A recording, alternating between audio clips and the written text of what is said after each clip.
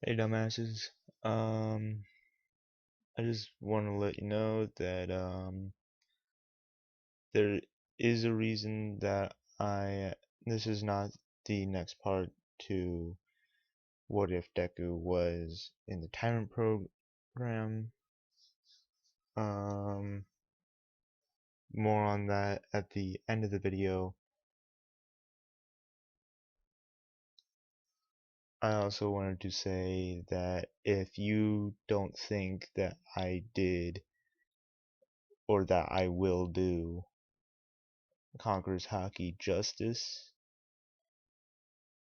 I I do plan to redo my older what ifs once I get better at writing scripts and all of that. Um, so I will eventually redo these what ifs and hopefully do better. So like, subscribe, get up dumbasses. I got a story to tell and a narrative to create. This is What If Takemichi Had Conquerors Haki. Now, for the first part of it, everything would go to canon from him waking up and learning about Hinata Tachibana's death, his old middle school girlfriend, to getting pushed off the train, getting pushed onto the train tracks.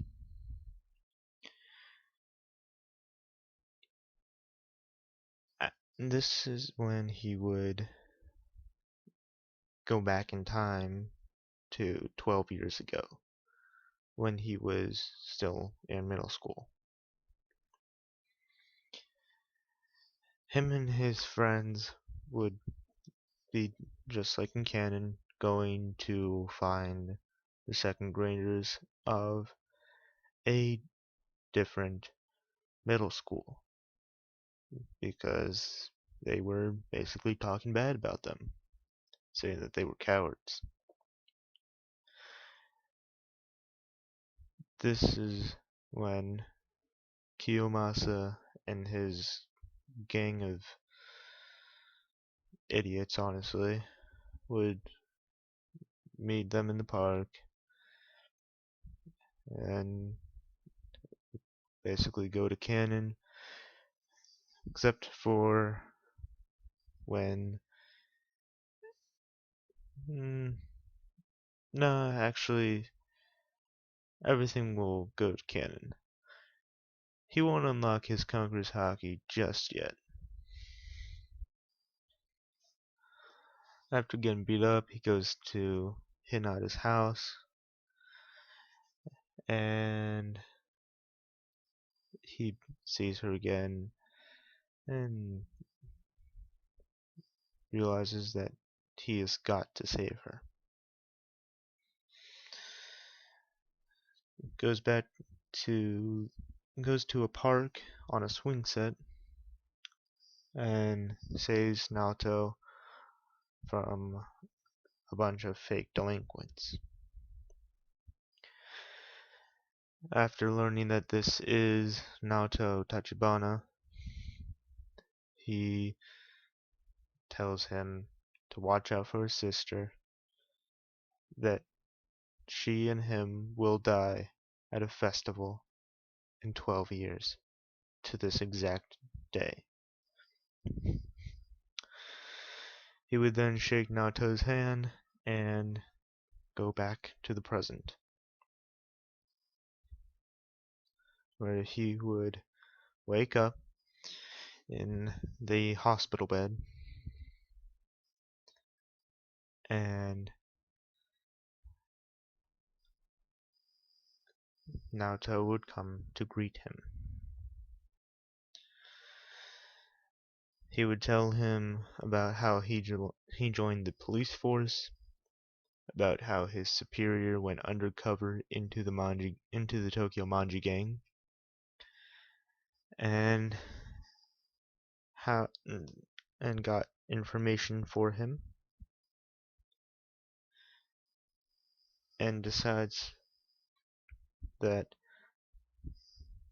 they're going to see if Takemichi can go back in time once again. This time trying to go forward even more to save Hinata. They would shake hands and he would go back in time. He wakes up in the fight just like in canon, but instead of going down in one hit, he takes a few swings but ultimately missing and goes down. Now he goes back to crying like a little bitch, let's be honest, about how he can't do this. He goes to Hinata's apartment, but before going inside, remembers about Hinata and realizes that he will do this, turning to meet Hinata, who is on her way home. They have their conversation like in canon.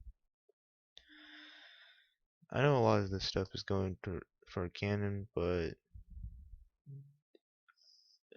honestly, the conquerors haki doesn't really change things up to this point yet. I don't see any point where it would change anything other than the fight with Kiyomasa in the park.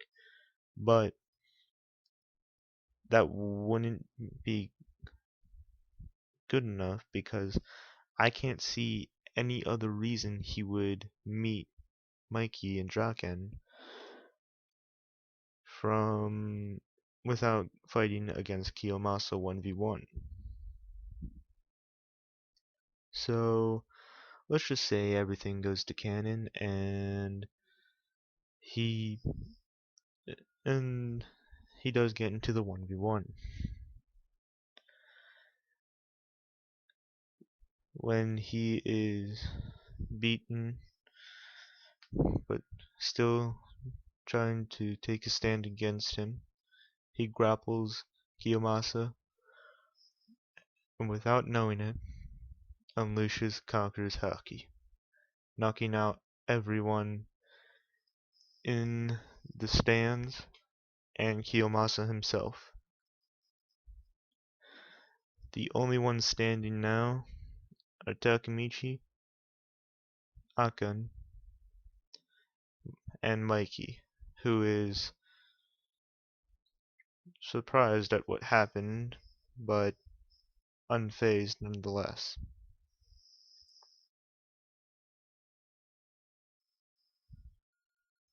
He goes to meet Takemichi, gives him his nickname. I don't know exactly how to pronounce the nickname that Mikey gives him because to me it just seems like the same kind of pronunciation except for one letter off.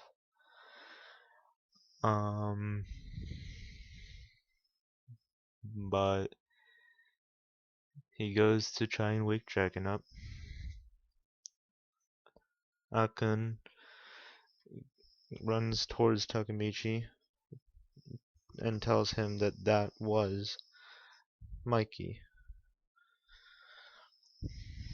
Or, Manjiro Sano, I believe his name is. And this is when Takemichi realizes that that is the guy he has got to get close with. And that this is a pretty lucky turn of events that Mikey has already seemed to take a liking to him. This is when Takemichi would go home, go to bed, all that, and then get to school, and Mikey and Draken would come to get him out of class. He would go with them, and still trying to figure out what happened in the 1v1 versus Kiyomasa. Because this is new, and I'm not gonna do anything like there's someone to teach him how to use Conqueror's haki. There's no Rayleigh or anything. Though I may give some characters Conqueror's haki, but none of the other types of haki, because it may just be me, but I don't see armament or I can't remember the other one.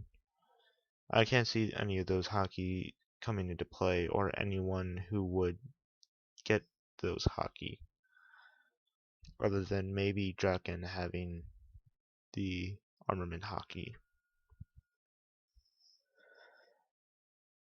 Now, he's basically the first person ever to have haki or conquers haki.